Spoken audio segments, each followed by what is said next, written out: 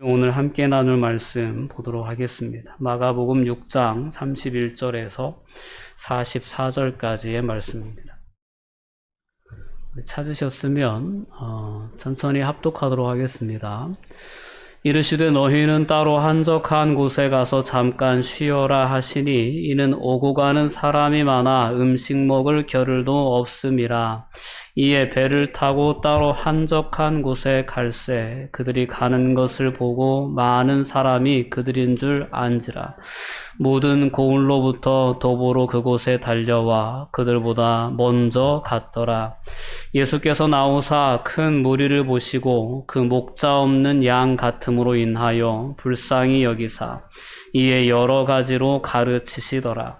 때가 저물어 가매 제자들이 예수께 나와 여짜오되 이곳은 빈들이요 날도 저물어 가니 무리를 보내어 두루 촌과 마을로 가서 무엇을 사 먹게 하옵소서. 이르시되 너희가 먹을 것을 주라 하시니 여짜오되 우리가 가서 200데나리온의 떡을 사다 먹이리이까. 이르시되 너희에게 떡 몇 개나 있는지 가서 보라 하시니 알아보고 이르되 떡 5개와 물고기 2마리가 있더이다 하거늘. 제자들에게 명하사 그 모든 사람으로 때를 지어 푸른 잔디 위에 앉게 하시니 때로 100명씩 또는 50명씩 앉은지라. 예수께서 떡 5개와 물고기 2마리를 가지사 하늘을 우러러 축사하시고 떡을 떼어 제자들에게 주어 사람들에게 나누어 주게 하시고 또 물고기 2마리도 모든 사람에게 나누심에 다 배불리 먹고 남은 떡 조각과 물고기를 12바구니에 차게 거두었으며 떡을 먹은 남자는 5,000명이었더라. 아멘. 뒤에 문 좀 이렇게 닫아주시면 좀 시원하실 것 같아요. 좀 더워들 하시니까요. 네. 되게 덥습니다, 날이. 또 비가 간간히 오니까 또 습도도 많이 올라가서 여러분 참 더위 타시는 분들은 상당히 힘든 계절이 아닐까 싶습니다. 오늘 말씀은 예수님께서 이제 자신이 선한 목자로 이 땅에 오셨다는 사실을 분명히 증거하신 그러한 본문입니다. 물론 이 본문의 말씀 속에서 내가 선한 목자다라는 직접적인 자기 계시는 하지 않으셨지만 이 본문의 말씀을 통해서 하나님께서 예수님께서 오늘 베푸신 이 기적을 통해서 분명히 그 무리들에게 자신을 계시하신 것은 내가 바로 선한 목자다라는 계시였습니다. 그래서 오늘 선한 목자라는 말씀의 제목으로 말씀의 은혜를 함께 나누면서 그 시대 그 장소에서 그들의 필요를 채워주시며 자신이 선한 목자이심을 드러내셨던 그 예수님을 오늘 우리의 삶의 자리에서 나의 선한 목자로 모셔드릴 수 있는 은혜로 이어질 수 있는 그런 시간이 되었으면 좋겠습니다. 여전히 우리 안에는 목자가 필요합니다. 여전히 우리 안에는 연약함이 있습니다. 한 치 앞도 내다볼 수 없는 연약함, 그 어떤 것도 예상할 수 없는 연약함들이 우리 안에 있습니다. 어느 곳이 생명의 길인지 어떤 길이 사망으로 인도하는 길인지조차도 구분하지 못하고 때로는 정신없이 욕심에 이끌려 때로는 사람들의 그런 많은 움직임들에 이끌려 우리는 삶을 살아갈 때가 얼마나 많은지 모릅니다. 그렇기 때문에 더더욱 오늘을 살아가는 그리스도인들에게 여전히 선한 목자이신 예수님의 인도하심이 절실히 필요하다는 것을 다시금 오늘 말씀을 통해 분명히 인식하고 그 예수 그리스도를 우리의 마음 중심에 삶의 중심에 목자로 모셔드릴 수 있는 믿음의 결단이 다시금 새로워질 수 있었으면 좋겠습니다. 너무나도 많은 사람들이 자기 고집대로, 자기 의지대로, 자기 목적대로 삶을 살아갑니다. 그리고 그리스도인이라고 하면서도 기독교인이라고 하면서도 그러한 삶을 살아가는 모습들은 비슷해 보일 때가 많지 않나 싶습니다. 오늘 말씀 앞에서 다시금 그리스도인으로서 나의 삶의 태도와 또한 나의 삶의 어떤 그런 방향을 다시금 오늘 말씀의 근거에서 돌아보고 바로 잡을 수 있는 그런 은혜가 있었으면 좋겠습니다. 제자들이 선교 사역을 마치고 돌아와서 예수님께 선교 보고를 드리는 장면까지 우리가 지난주 시간에 함께 나눴습니다. 제자들을 파송하실 때 예수님께서는 상당히 검소한 그러한 여행에 대해서 말씀하셨습니다. 지팡이와 신만 신고 너희들 돈주머니 챙길 것도 없고 음식도 챙길 것 없고 옷도 두 벌로 챙길 것 없다 라는 그러한 말씀을 하시면서 오직 그들이 예수 그리스도의 이름에 권세만 의지하고 선교 사역에 임할 것에 대해서 예수님은 말씀하셨습니다. 그때 제자들은 그 말씀에 온전히 순종하여 나아갔고 놀랍게도 제자들의 그 사역 가운데 예수 그리스도께서 약속하셨던 놀라운 권세는 분명히 드러났습니다. 증거가 되어진 거죠. 그래서 예수님의 제자들의 둘씩 짝지어 나아간 그러한 선교지에서 예수님이 행하셨던 동일한 사역들이 그대로 이루어졌다는 것을 우리는 말씀을 통해 살펴봤습니다. 예수님이 가르치셨던 천국 복음이 제자들을 통하여 전파되어졌고 예수님이 귀신을 내어 쫓으셨던 것처럼 제자들도 귀신들을 내어 쫓으셨고 예수님이 질병을 치유하신 것처럼 제자들도 동일하게 질병을 치유하는 놀라운 역사가 일어났습니다. 제자들이 제자들 안에 있는 능력으로 일했다라기보다는 예수 그리스도의 이름의 권세로 이와 같은 동일한 사역을 행했을 때 그들로 말미암아 예수 그리스도의 이름의 권세가 드러나게 되고 소문이 나게 되어 헤롯의 귀에까지 들리게 되었다는 것이 지난주에 우리가 함께 살펴본 내용이었습니다. 얼마나 제자들이 가슴 벅찬 감격이 있었을까라는 생각을 해보게 됩니다. 자신들의 그런 연약함에도 불구하고 예수 그리스도의 이름의 권세를 의지하여 나아갔더니 예수님의 사역에서 일어났던 그런 동일한 역사가 자신들의 사역의 현장에도 나타나는 그 경험이 제자들에게 너무나 놀라운 그러한 경험이었을 것이다라는 겁니다. 오늘 하나님은 동일한 경험을 오늘을 살아가는 그리스도인들에게 경험시켜 주시기를 원하십니다. 오늘 그 하나님의 마음이, 오늘 그 예수님의 마음이 우리에게 느껴질 수 있었으면 좋겠습니다.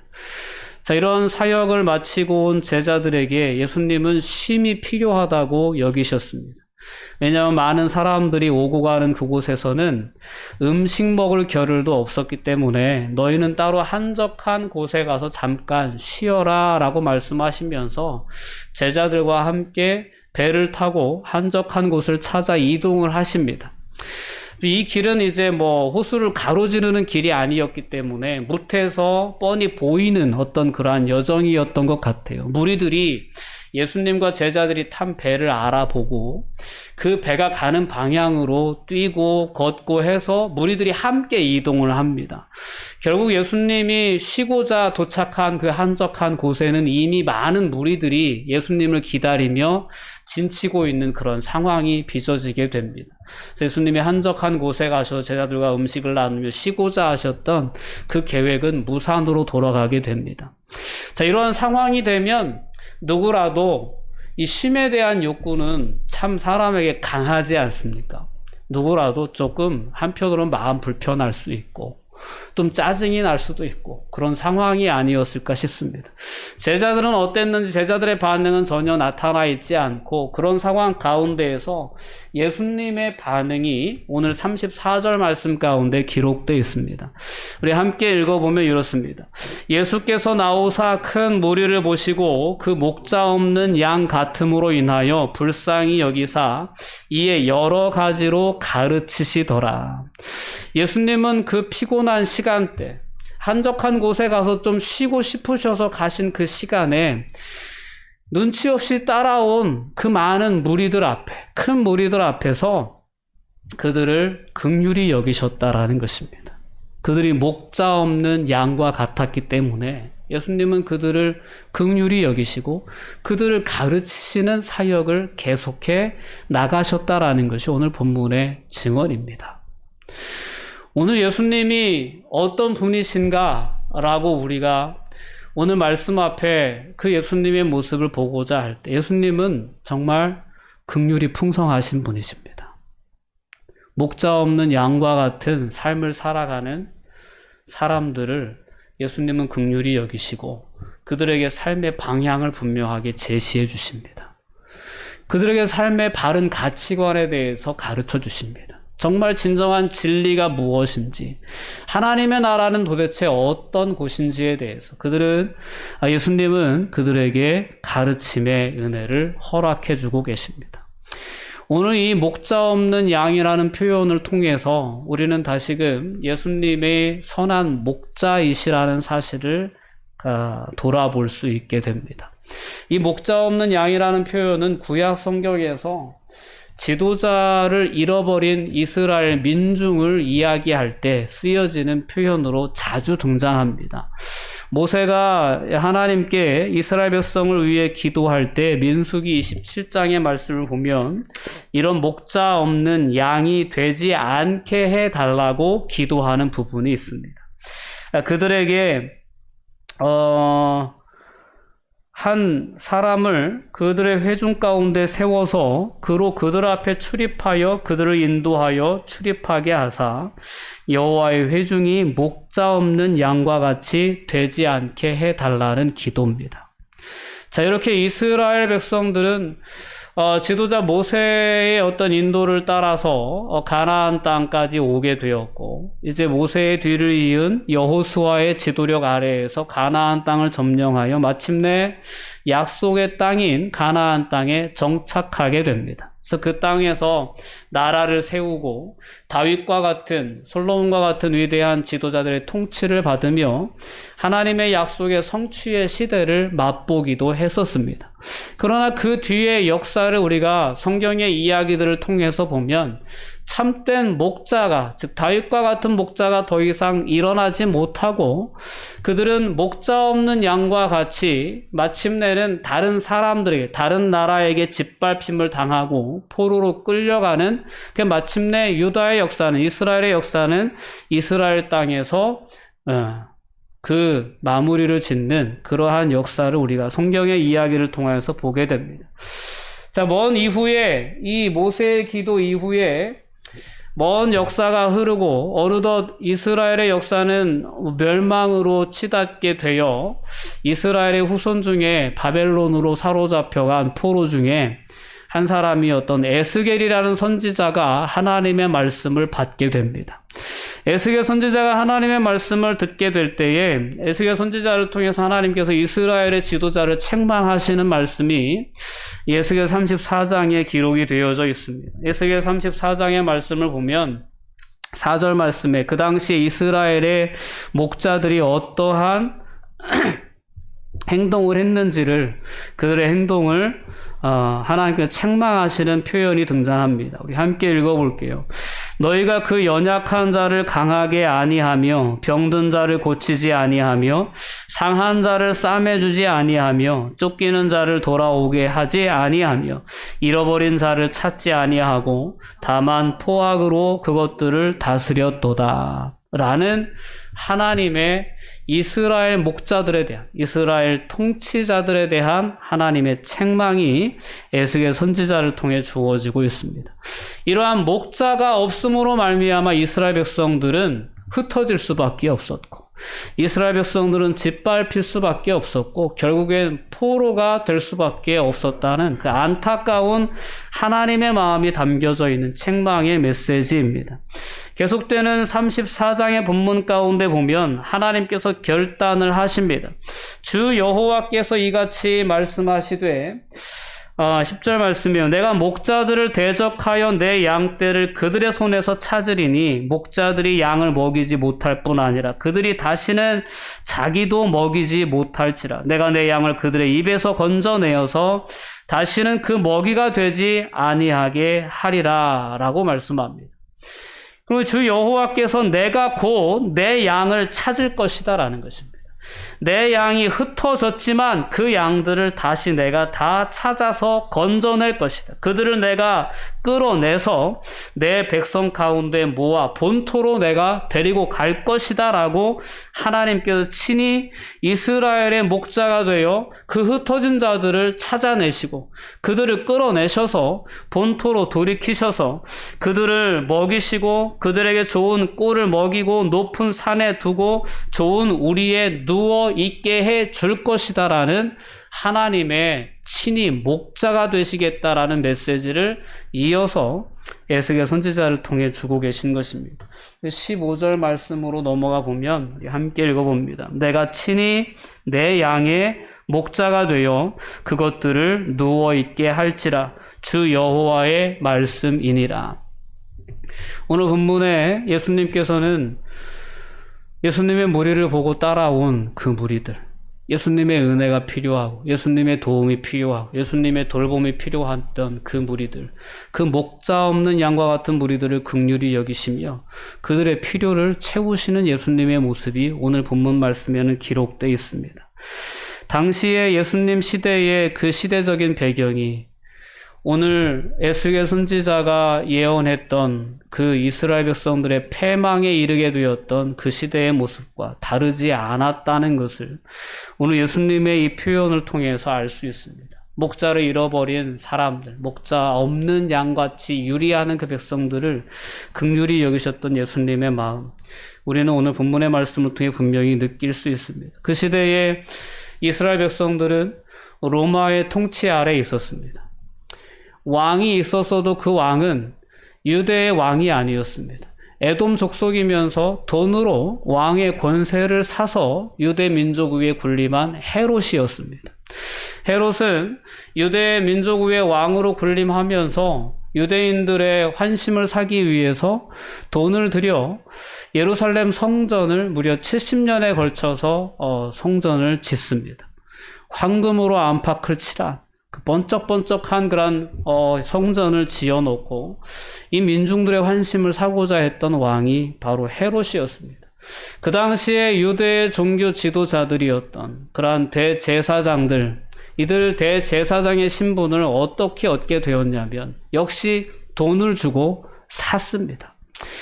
왕의 권위도 돈을 주고 살 수 있는 시대, 대제사장의 권위도 돈을 주고 살 수 있는 그 시대, 성전은 완전 그 시대의 가치인 돈으로 치장된, 금으로 치장된 그러한 성전의 시대를 살아가고 있던 것이 바로 예수님 시대의 청중들이었습니다. 그 시대에 다스린다라고 하는 사람들, 스스로 목자라고 하는 사람들은 하나같이 다 어떻게 하면 자신이 그 지위에 오르기 위해서 투자한 그 돈을 다시 회수할 수 있을까가 유일한 관심사였습니다. 성전에서 장사하는 대제사장의 모습이 예수님의 이야기를 통해서 우리에게 증거되는 것 아니겠습니까? 재물을 팔고 돈을 바꿔주며 수수료를 받고 어떻게 해서든지 자신의 배만 불리고자 했던 것이 당시의 지도자들의 모습이었습니다.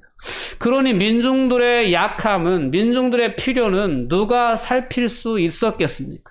그런 상황 가운데에서 세례 요한을 따르던 무리들, 세례 요한마저 헤롯에 의해 처형된 그 안타까운 상황 가운데 이제 예수님께 나아오는 그 무리들을 예수님은 결코 외면하실 수가 없었던 거예요. 그들을 긍휼히 여기시면서 그들이 필요로 하는 하나님 나라의 가르침을, 그들이 필요하는 질병의 치유를 예수님은 그들에게 베풀어 주셨던 것입니다.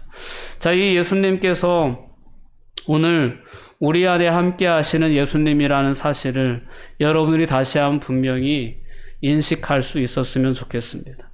오늘 이 예수님을 다시금 우리의 삶의 중심에 우리가 모시고 삶의 현장을 살아갈 수 있다면 우리는 이 세상으로부터, 이 세상의 정치로부터, 또한 이 세상의 지도자들로부터 받는 모든 상처나 모든 궁핍한 부분이나 이러한 부분들을 우리는 예수님으로 인해서 얻을 수 있게 되리라 믿습니다. 그러한 은혜가 오늘 말씀 가운데 다시금 우리 안에 회복될 수 있는 은혜가 될 수 있기를 바랍니다. 자, 이와 같은 가르침의 사역이 지속되다 보니까 어느새 저녁이 됩니다. 저녁이 되자 제자들은 한편 걱정이 앞서기 시작합니다. 그래서 오늘 35절과 36절의 말씀을 보면 이곳은 빈들이요 날도 저물어 가니 예수님 더 이상 사역을 지속하지 마시고 이 무리들을 보내야 됩니다. 이 무리들을 보내서 두루 촌과 마을로 가서 그들이 무엇이든지 사 먹을 수 있게 해야 합니다. 우리는 이 많은 무리들을 먹일 수 있는 돈도 양식도 우리에게는 없습니다라는 상당히 현실적인 조언을 예수님께 내놓습니다. 자, 우리가 만약에 그 자리에 있었어도 그보다 더 합리적인, 그보다 더 바른 생각은 할 수 없었을 것입니다. 근데 이러한 제자들의 제안에 예수님께서 대뜸 대답하신 말이 무엇이냐면 37절 말씀에 보면 너희가 먹을 것을 주라 라는 그러한 불가능한 예수님의 요청을 우리가 이제 본문 말씀을 통해서 보게 됩니다. 너희가 먹을 것을 주어라 라는 것입니다. 자, 이 말씀은 도대체 어떤 영문의 말씀인지 우리는 생각해 볼 필요가 있습니다. 과연 예수님 왜 이 상황 가운데에서 제자들에게 너희가 먹을 것을 주어라 이렇게 도전하셨을까라는 것을 생각해 봐야 합니다. 제자들은 이와 같은 도전에 너무 당황했을 것 같아요. 당황했겠죠. 아니 예수님 여긴 빈들이에요. 그리고 우리에게는 먹을 것이 없어요. 만약에 우리에게 200데나리온이나 되는 돈이 있다면 그 돈을 가지고 가서 떡을 사올 수 있겠죠. 그러나 우리에게는 아무것도 없어요. 라는 것이 제자들의 대답이었습니다.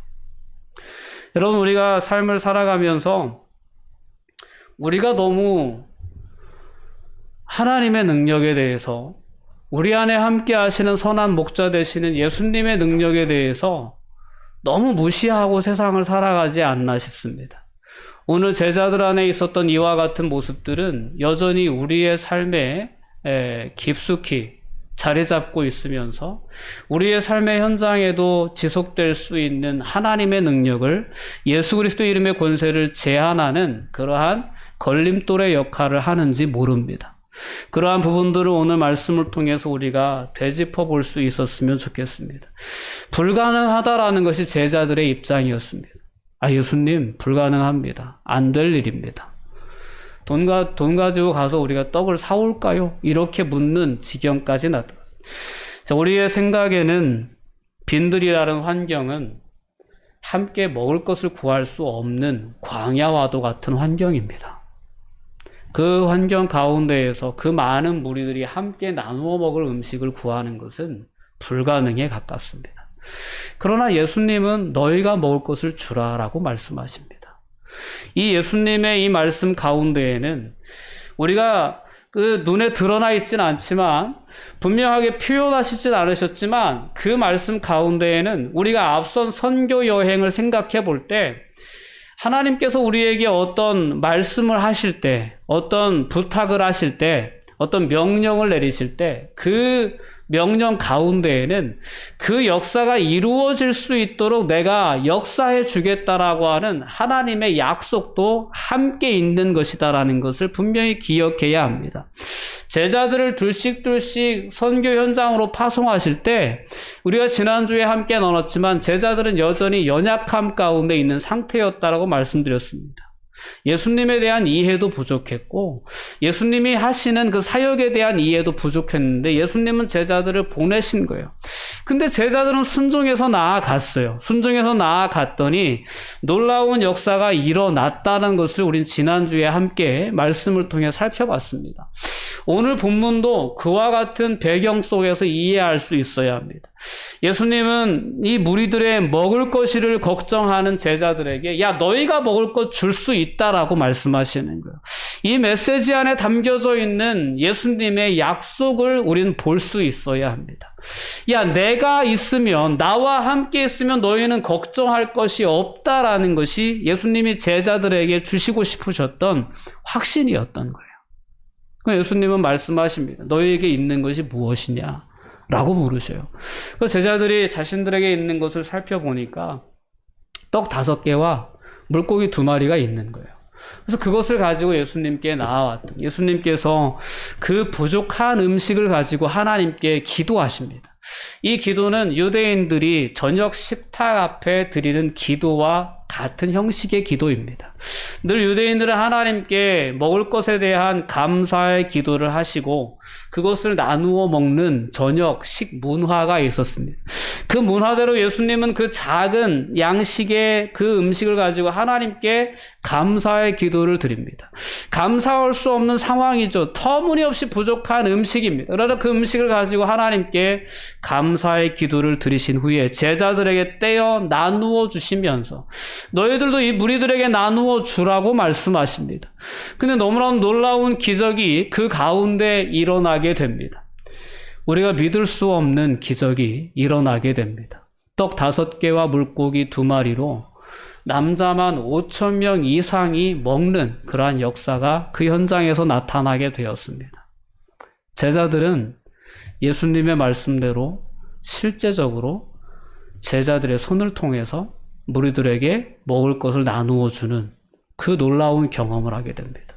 처음에 예수님께서 너희가 먹을 것을 주어라고 말씀하실 때 무슨 말씀입니까, 예수님? 불가능한 일입니다라고 했는데 결과적으로는 예수님은 예수님의 제자들을 통해서 무리들에게 먹을 것을 나누어 주는 역사를 일으키신 것입니다. 이 놀라운 역사가 오늘 본문 말씀에 기록이 되어져 있습니다. 그리고 이 놀라운 역사에 예수님께서는 제자들을 초청하셨고 제자들이 친히 그 많은 무리들에게 이 떡을 나누어 주며 물고기를 나누어 주며 하나님의 놀라운 능력, 예수 그리스도의 놀라운 능력을 경험하게 하셨습니다. 하나님은 광야 40년간의 여정 가운데 이스라엘 백성들을 만나와 메추라기로 먹이셨습니다. 그들의 의복이 하나도 떨어지지 않도록, 그들의 신발이 떨어지지 않도록 그들의 모든 필요를 채워주셨습니다. 오늘 예수님께서는 광야에 모인, 빈들에 모인 그 유다의 목자 없는 양과 같은 불쌍한 민중들의 필요를 이와 같이 놀라운 하나님의 권능으로, 능력으로 해결해 주심으로 말미암아 자신이 이 땅에 약속된 선한 목자이심을, 약속된 메시아이심을 다시 한번 분명히 증거하셨고 이와 같은 이적을 통하여 제자들은 예수 그리스도 안에 있는 놀라운 능력을 다시 한번 경험하며 더 깊은 예수님에 대한 신뢰를 갖게 되었다라는 것입니다. 오늘 말씀을 통해 우리가 다시 한번 주목해 볼 수 있는 것이 바로 예수 그리스도의 이름의 권세와 능력입니다. 오늘 본문의 제자들의 모습처럼 너희가 먹을 것을 주라고 했을 때 깜짝 놀라하며 예수님 불가능합니다. 여긴 빈들입니다. 우리의 환경을 보십시오. 우리는 할 수 없습니다. 우리의 가진 것을 보십시오. 우리는 안 됩니다라고 이야기하는 그러한 제자들에게 예수님께서는 마침내 그 역사가 이루어질 수 있도록 그 역사의 주인공이 될 수 있도록 제자를 세우셨던 것처럼 오늘 이 시대에 예수님의 제자인 하나님의 백성들인 저와 여러분들을 통해서 이와 같은 동일한 하나님의 역사를 지속해 갈 수 있는 분이십니다. 우리의 현실적인 인식들이, 우리의 어떤 환경에 대한 그러한 제약들이, 우리의 능력의 부족함이 하나님의 역사를 가로막을 수는 없다라는 것을 오늘 말씀을 통해 분명히 붙잡을 수 있기를 바랍니다. 좀 열린 마음으로 하나님의 능력을 기대해 보실 수 있었으면 좋겠습니다. 어떤 환경에서든지 마찬가지입니다. 하나님, 제게는 부족하지만, 저는 할 수 없지만, 제게 있는 것으로는 턱도 없지만, 하나님, 오병이어의 기적을 일으키시던 그 하나님의 동일한 능력이 오늘 제 안에 함께 있음을 믿습니다. 라는 것이 오늘 이 시대의 삶을 살아가면서 우리가 회복해야 할 진정한 믿음의 고백입니다. 여호와는 나의 목자이시니 내게 부족함이 없습니다라고 하는 그 고백이 우리가 품고 살아가야 할 진정한 믿음의 고백이다라는 것입니다. 여러분, 이 고백을 회복하실 수 있는 은혜가 있었으면 좋겠습니다. 오늘 이 말씀을 통하여 하나님께서 이 예배 가운데 참여한 우리들을 만나주시는 거예요. 만나주시면서 우리에게 말씀하시는, 우리에게 도전하시는 거죠. 너희가 먹을 것을 줄 수 있다. 너희가 나와 똑같은 동일한 사역을 이 땅 가운데서 행해 나갈 수 있다라는 도전을 오늘 이 말씀들을 통해 우리에게 주시는 거예요. 근데 한편으로 우리가 이 말씀을 들으면서도 아유 무슨 소리 하는 거냐 도대체, 오늘이 어떤 시대인데 엉뚱한 소리 하고 있나라는 우리의 생각일 수 있다라는 거죠. 근데 그런 모든 인간적인 생각을 내려놓고 정말 그럴 수 있을까? 라는 반문을 한번 해보실 수 있으면 좋겠어요. 내 생각을 내려놓고 정말 예수님이 하시면 할 수 있지 않을까? 라는 그런 생각의 전환이 우리의 삶에 있었으면 좋겠습니다. 그래서 그러한 작은 믿음의 그 씨앗이 우리의 삶의 그 어떤 문제 가운데 심겨지게 될 때 그 안에서 우리도 제자들이 경험했던 안 된다고 불가능하다고 막 그러다가 음식을 나눠주고 있는 것 아닙니까? 그 경험을 오늘 우리가 우리의 삶의 현장에서 해나갈 수 있다면 이것이 하나님 나라의 역사입니다. 이것이 하나님께서 이 땅에 존재하는 하나님의 형상을 닮은 하나님의 백성들을 통해서 이 세상에 보여주고 싶어 하시는 그 모습입니다. 저와 여러분들이 다시금 그 정체성, 하나님의 자녀라는 그리스도인이라는 예수의 제자라는 그 정체성을 회복하고 다시금 하나님의 능력에 주목하며 삶의 자리로 나아갈 수 있는 은혜가 있었으면 좋겠습니다. 나의 현실, 내 배경, 내 능력에 주목할 것이 아니라 나와 함께 하시는 하나님의 능력에 주목하는 것이 진정한 신앙입니다. 이 신앙의 여정 위에 저희들이 온전히 서갈 수 있는 그런 은혜가 있었으면 좋겠습니다. 다시금 하나님께 기도하며 나아갈 수 있기를 바랍니다. 하나님, 제가 믿는다고 하면서도 정말 믿음 없이 삶을 살아온 것 같습니다라는 진정한 회개와 함께 정말 내 안에 계신 예수 그리스도의 이름의 능력을 제 삶 속에서 경험할 수 있게 해달라는 간절한 사모함과 기대가 우리의 삶에 가득 채워질 수 있었으면 좋겠습니다. 그런 기대와 사모함이 있을 때 하나님 일하십니다. 역사하십니다. 그래서 오늘 이 놀라운 기적은 오늘도 우리의 삶 가운데 경험될 수 있는 기적이다라는 것이 우리의 분명한 믿음의 고백이 되었으면 좋겠습니다. 다윗은 사울 왕에게 쫓기는 그러한 죽음의 사망의 골짜기를 지나는 것과 같은 그러한 시간을 보내면서도 여호와는 나의 목자시니 내게 부족함이 없으리로다. 그가 나를 푸른 초장과 쉴만한 물가로 인도하시는 내 영혼을 소생시키신다. 내가 사망의 음침한 골짜기를 지날지라도 어떤 해받을 것도 두려워하지 않는 것은 주께서 나를 지키시기 때문이다 라는 고백으로 그 고난의 여정을 걸어갔었습니다. 여러분, 우리에게 이와 같은 그러한 믿음의 고백이 다시금 회복될 수 있었으면 좋겠습니다. 우리의 평생에 여호와의 선하심이 우리를 붙드십니다. 우리를 지켜주십니다. 아멘.